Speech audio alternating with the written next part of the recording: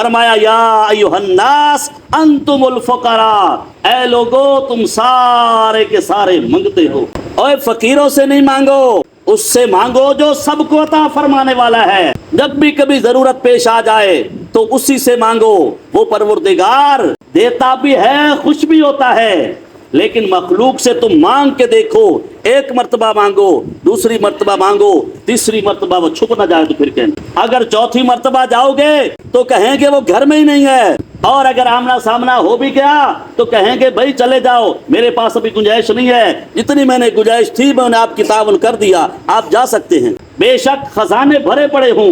मैं एक ऐसे शख्स को जानता हूँ जिनके बैंक के अंदर हजारों नहीं, लाखों नहीं, करोड़ों रुपए पड़े, लेकिन उनके पास बंदा मांगने वाला आया तो कहते अभी हालात ठीक नहीं, मेरे दुआ करें किसी तरह मेरे हालात दुरुस्त हो। तो ऐसी दौलत का क्या करना है? तो मैं अर्ज कर रहा था, परवरदिगार के अलावा किसी की इबादत नहीं करनी। अगर आप चाहते हैं, अगर हम सब ये चाहते हैं कि क़यामत के दिन परवरदिगार का दीदार नसीब हो, हमारा खात्मा ईमान पे हो जाए, तो उसके लिए कुछ असबाब हैं।